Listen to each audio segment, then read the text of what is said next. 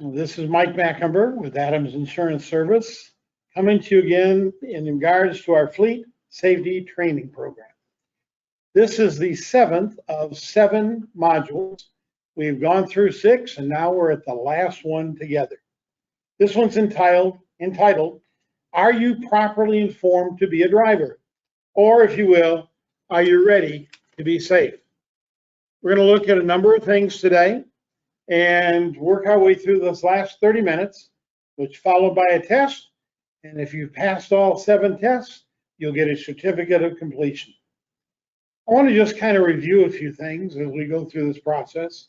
The first of which is the driver's duties and responsibility. This nice little sheet that I've talked to you about.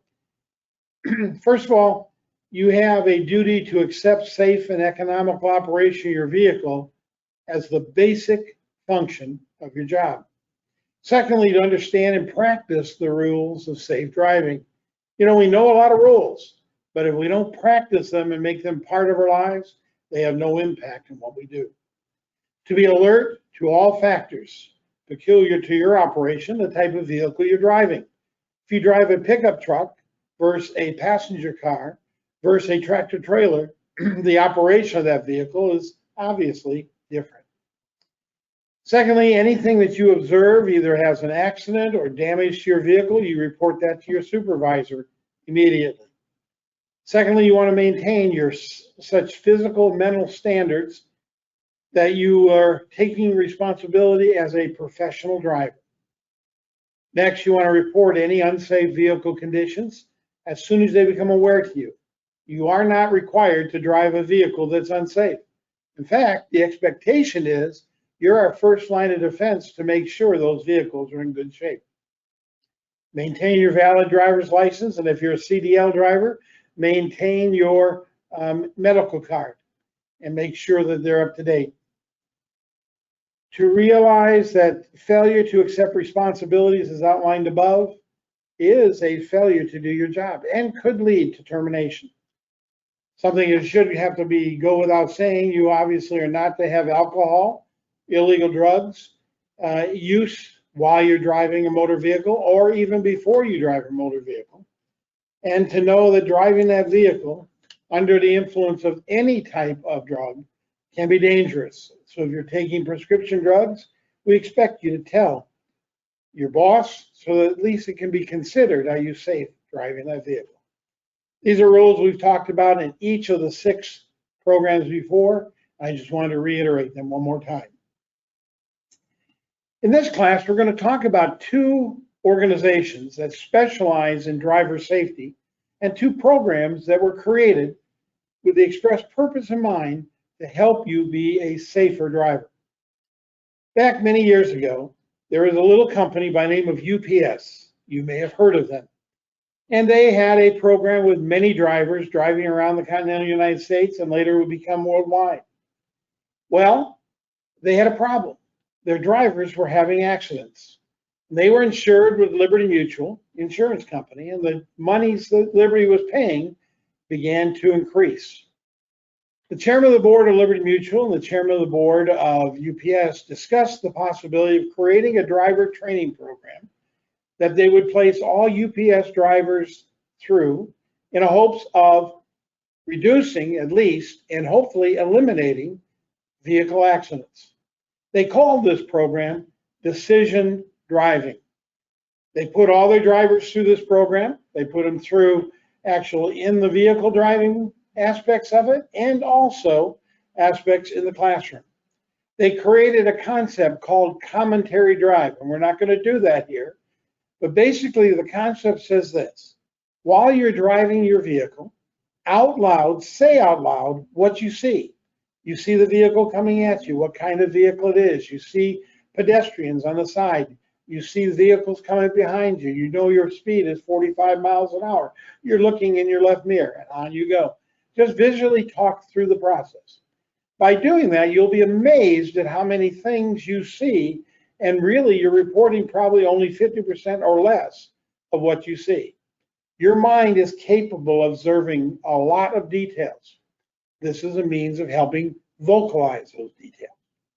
But Decision Driving came up with a 5 point step or process to become a good driver. The first was to expand your look-ahead capacity.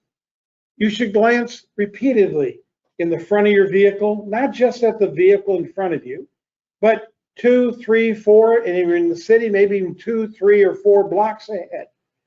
On the freeway, a quarter of a mile ahead. Your eyes should be glancing out there and to each of the mirrors, looking behind you and to the sides on a regular basis to having your look-ahead capacity expanded as great as possible. All this does is give you more time to react to something your mind may see. Secondly, to check the center of your driving path well ahead of where you are, so that you know as to where you're heading, what could be or may be already there in front of you. Thirdly, in city driving, watch at least multiple blocks ahead and check lights. Check the traffic lights, pedestrians, individuals who may be parked cars. Anything, as we've talked about in city driving, you should be looking for. And as you're coming up to a light, we talk about dirty lights, you should be prepared to stop. A dirty light is where it's green, but you didn't see when it turned green. So you don't know when it's going to turn yellow or red. Those are the lights as you approach, you may want to be already preparing to brake in anticipation of it turning yellow. You want to know how much time you have to go. Expand that look-ahead capacity to constantly be seeking ways to understand and anticipate potential habits and hazards. Secondly, you want to size up the whole scene, not just what's in front of you, but what's on the side and what's behind you. Constantly sweeping your eyes over the whole scene. Your eyes should be bouncing off the mirrors. If you're in a pickup truck, you've got a center mirror and a left and a right mirror. Your eyes should be bouncing all of them, including in front, so that literally you're looking everywhere someone may come at your vehicle, and you know it's going to happen before it happens. You want to check your mirrors every 5 to 10 seconds. Never look at one thing more than 2 or 3 seconds. Keep your eyes moving. Keep alert. Keep active. Remember, by sizing the whole scene, you hopefully greatly reduce the chance of a surprise. Thirdly, the principle was to signal your intentions early. You're approaching an intersection. It's an intersection where you intend to turn right or left. Does not matter. 8 to 10 seconds before you approach that intersection, you should be signaling with your turn signals what you're going to do. Thereby, you're advising other people what your intentions are, and they can prepare to handle it. Always turn your headlights as darkness approaches. Aside from helping you see, your headlights tell others that you're there. Remember, that friendly tap of the horn can alert others to your intention. You're going to back up. If you do not have a backup alarm, tap your horn and then start the backup process. Be sure to check your vehicle signals regularly. Are they working? You pull up behind a vehicle at a light, that should be your way of testing 3 things. Number 1, to make sure your headlights are working, you should see the reflection. Number 2, your left and right turn signals, because that will help you see, number 2 and number 3, them working properly. You want to make sure that you're doing this early so everyone knows what's going on.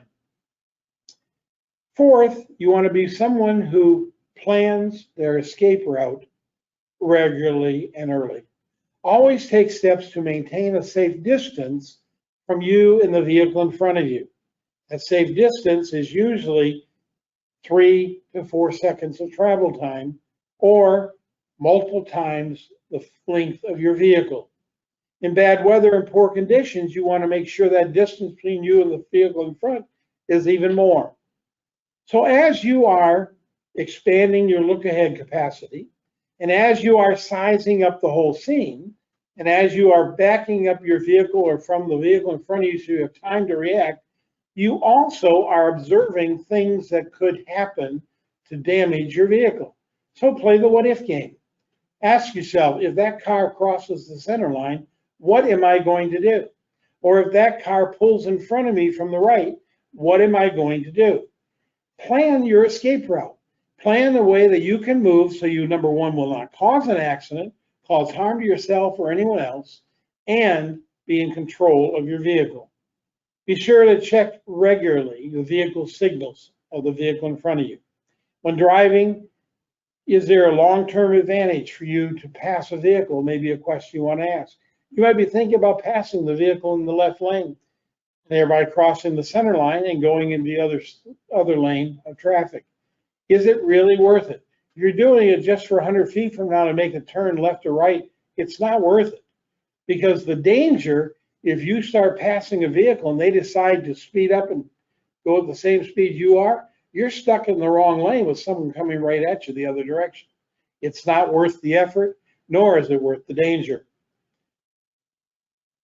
Do I have enough time and power to pass the vehicle? You're carrying a trailer, your power may be diminished from what you think.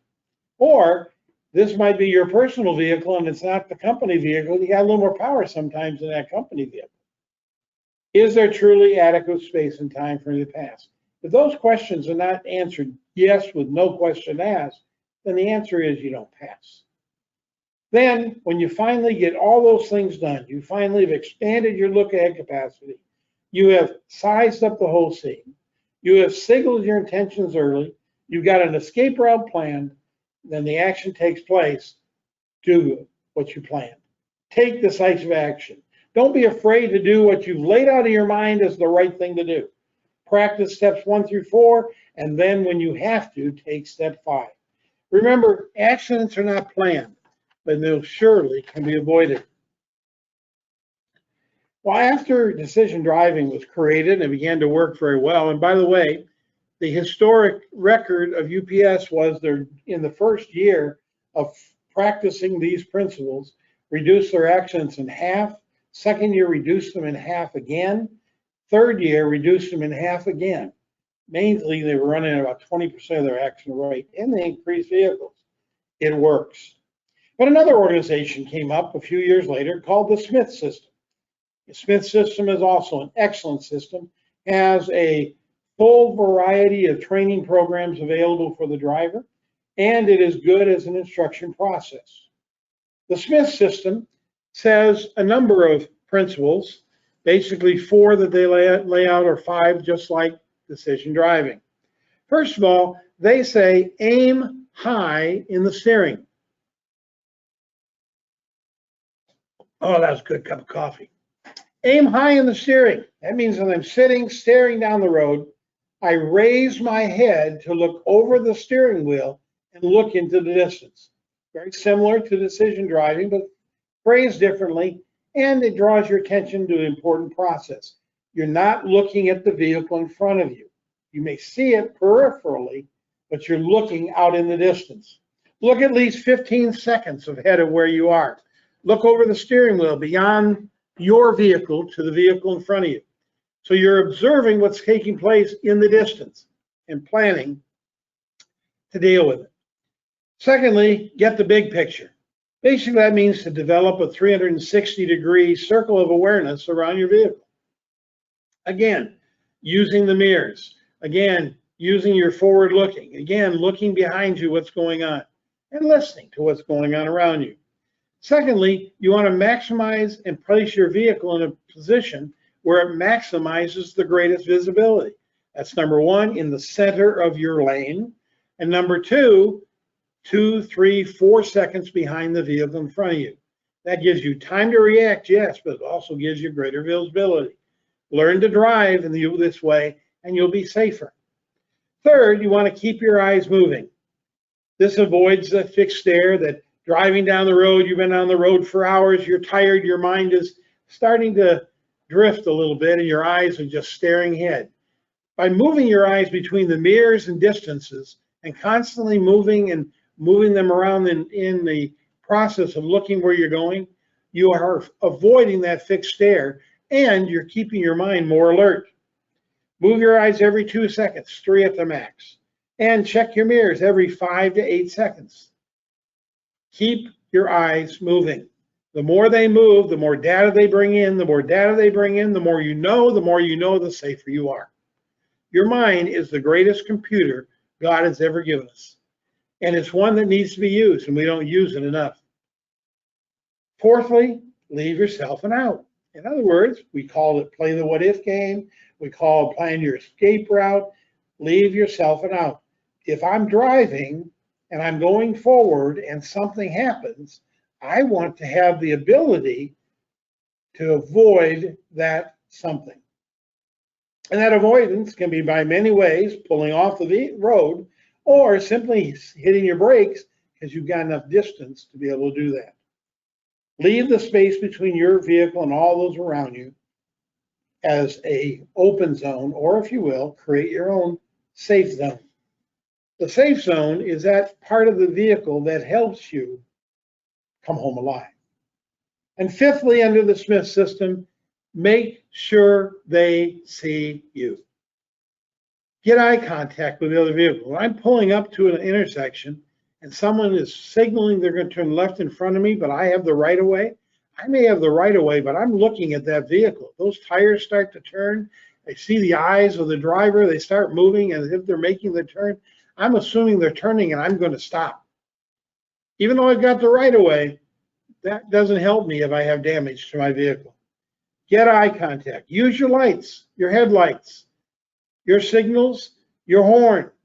Get their attention. Make sure someone who could possibly do something to cause you problems knows you are there. Some other principles that are laid out here in both the Smith and decision driving. You got to learn to anticipate the actions of others. We call it the what if game, and I've used that term before. But the reality of the matter is, the more you are actively, you're mentally engaged in trying to figure out what that other guy's going to do, the less surprised you are when he does it. Never tailgate. By the way, have you ever heard the phrase tailgate? Sure you have. Never tailgate. You are not to be within 3 seconds of the vehicle in front of you. Even as you're coming to an intersection or about to stop, you want to keep your stop in a controlled. You don't roll up on them and then begin to stop. Why? What if they slam on the brakes? You'll have a friendly but not so nice discussion. The loss of reaction time can be fatal. Never tailgate. Take nothing for granted. Don't assume because he's got his left turn signal on, he's going to turn left. He may turn right. Or don't assume there is no turn signal, he's not going to turn. He for sure will probably turn. In other words, you want to anticipate that other driver is going to behave in a manner that he shouldn't behave, and his action could be dangerous to you. So you want to take steps to make sure that you are ready for those actions. Next, teach yourself to create space between you and the other driver by the 3-second rule, but teach yourself to do it. In other words, figure out ways to play a game with yourself that asking yourself, am I far enough back? Am I too close to that vehicle? Have I controlled my distance? Am I doing it well? Avoid passing other vehicles unless you absolutely have to. Passing another vehicle is one of the ways individuals have the greatest potential for damage, injury, and harm. Allow clear visible distance ahead if you must pass. Check to the rear of other vehicles. Use your signals and your horn to alert others what you're going to do. Finally, pass only one vehicle at a time. Ever seen these guys who get on the road and they start passing and they go by 4 vehicles to get where they want to go? That is stupidity. You look up their picture in a book, underneath it would be the word stupidity. Then give way to others at intersections. I don't care whether you're going to turn right, left, or go straight. If there's somebody in the other direction stopped with their turn signal on or not on, they have the right of way. You don't need to fight for that intersection. You're safer if they're out of your way. That doesn't mean you stop in traffic and let someone turn, but it does mean you're always anticipating that they might turn and you could be left holding the bag. Driving a motor vehicle is playing the what if game on a daily, minute by minute basis. It's engaging your mind so that you are asking yourself the question, what if they do this? What am I going to do? What are they doing? What are we watching? What could take place? What is taking place? Driving a motor vehicle is a time in which you are supposed to be actively engaged mentally. It doesn't mean you should be looking at the signs on the side of the road, looking at the pretty girl walking across the street, or watching the accident that's in the other lane. You are to be focused on driving. That's what you're doing. Safety is a process. Safety is a process that says, first of all, safety means stay where you are least vulnerable. Secondly, anticipate the actions of others. Thirdly, follow at a proper distance.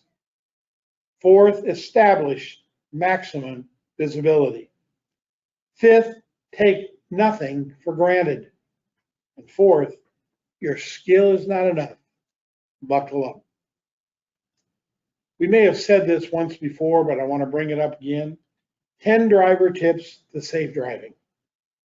Number one, think safety first. I don't care what you're doing, what's happened. When you get behind that vehicle and you start it up after your seatbelt is buckled, before you move that vehicle into gear, think safety first. Think about what's going on around you. Think what's going on there now, what could take place. Make sure you know where you're going, how you're getting there, and what obstructions could be there. Be aware of your surroundings. Take the time to know what's going on. If you parked your vehicle and went inside and an hour later came out, assume the whole circumstances around you is different. Take in what's there and learn. Do not depend on the other drivers. They're not going to be your friend. They're not going to do what you expect, and nor are they going to do what you need to be done to be safe. They don't anticipate you.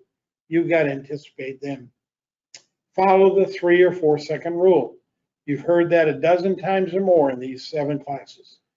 That 3 or 4 second rule saves your life. It gives you the time to maintain distance, but also to react. Keep your speed down. 45 is the posted speed limit. That's not suggested speed limit. That's the posted speed limit. That's how fast you are allowed to go without a ticket. But it's not the speed you must go. Conditions determine whether that is safe. Conditions determine whether you should go that fast or maybe even less. Have your escape route. Always be thinking, what am I going to do if something happens? Separate the risks. That bicyclist, that motorcyclist, and that car, and that tractor trailer, all are different risks to you. And they all behave differently, and most of them have no idea how much time it's going to take your truck to stop. They don't think of that. Ever had somebody pull in front of you and immediately turn right? They're not thinking. All they're thinking is, I got to go right. I need to get around him so I can. They're not thinking about, is he going to stop in time? They're not thinking at all. Avoid aggressive driving. Now, you can be in control of your vehicle and drive as in control without being dangerous to the public. Aggressive drivers drive too fast. Aggressive drivers drive as if they own the vehicle and the road. You don't. You may own the vehicle, but that road belongs to everybody who's there. You're sharing it, and share it carefully. And finally, stay focused. Remember, you're there driving your vehicle. You're not there trying to eat lunch. You're not there adjusting your radio. You're not there talking on your cell phone or by hopefully never texting. You're there driving your vehicle. And so therefore operate your vehicle as if it is your primary function, because it is. That vehicle is to be driven in a manner that's safe. You know, I hate to tell you this, but accidents happen. I'll raise my hand first when I ask the question. Anybody had an accident? Sure. And of course, we automatically raise our hand and say, yeah, but they were not my fault. Well, does that really matter? It may matter from a liability standpoint. From a functional standpoint, it doesn't matter whether it's your fault or not. It's still something going to inconvenience you, may cause damage to your vehicle, may cause injury to yourself or someone else, and you have to live with. So therefore, we want to do everything we can to avoid accidents. In the first 25 minutes, we've talked about 2 training programs that are the experts and help in the process. But let's say something happened out of your control and the accident takes place. Let's walk through again what you're going to do. First of all, you're going to stop immediately. Failure to stop is a criminal violation. You'll get a ticket. You're going to stop immediately and pull your vehicle off the road so that it's safe. Turn the flashers on, check your mirrors. If you have passengers, make sure they're okay, and make sure everything is fine. And then look where the other vehicle is and go to see if they're okay. Check the other parties involved. If injuries, provide assistance. If we need an EMS call, make the phone call to 911. Let's get an ambulance out there at the scene. Make sure their vehicle is protected, flashers on, and everything is going on. Call your office, report the accident. You hear what I said? Call your office, report the accident. Hopefully your company has a policy, if possible, some from the office is going to come out to help you at the accident. Then call the police. I know if it's your fault, you're going to get a ticket. I'm sorry. You still call the police because we want that legal individual there to give us information. They'll gather data far more than you will. And then start documenting the accident. Get a pad of paper, get some paper, write down what happened, where you're at, what the street signs, what city. Write down factually what you were doing, just briefly. You don't want to say I was at fault because, no, you want to say I was traveling down this road in the center lane and the accident took place. We'll decide fault later. You want to write down the names and address of insurance companies of all the parties there in the accident. Best way to do that is ask them for their driver's license and give them yours. You get the data and go from there. You want to ask for the police department that shows up. Which cop was it? Was it Harris County Sheriff? Was it a Houston police officer? Was it a constable? Who's the officer? Where are they from? Their names and how to reach them. They'll give you an accident report right there. And they'll tell you a number where you can get any additional data that's going to be coming. Do not discuss and analyze the facts with any other witness. We want your thoughts about how this accident happened to be purely your thoughts. So don't compare notes. Don't find out what your passengers think. Keep yourselves together but separate. Volunteer nothing yourself or unnecessary information. Don't admit fault. Even if you think for sure you're at fault and you're sorry. Tell people you're sorry, but don't admit fault. Go on from there. And try to settle everything is not your job. Your job is to gather facts and get us ready. Honestly, answer every question. Don't tell the police officer anything that's not true, but also only tell them the facts, not your suppositions. Be helpful and caring for everybody. Be factual. By the way, did I say that? Only share the facts? Oh, yeah, that's right. Be factual. Do not speculate. And when able, the same day, complete a detailed report in regards to the accident. As detailed as you remember, again, without the assistance of anyone else. When you have all the names and addresses of all the witnesses, we're going to get that information from them. And then finally, take a deep breath. It's over. The hard part's done. All we got to do is put the information together. And you got a lot of help behind you. You got your company. You got the insurance company. You got me if I'm involved in the process. You got people here to help you through the process, and you will survive. So plan on doing that. Well, we've spent 7 classes together. We've gone over every type, every aspect of driving from every angle we could possibly think of. There's a lot of stuff we've thrown at you. But if you've been paying attention, taking notes, and honestly trying to analyze the way you drive, you will become a better driver. And as a better driver, you will less likely have an accident. If you're less likely to have an accident, it'll be a benefit in many ways. Your insurance premiums will go down, your boss is going to love you, and you'll come home alive at night. That's been our goal. This is Mike Mackenber with Adams Insurance, telling you thank you for listening. Hope it helped.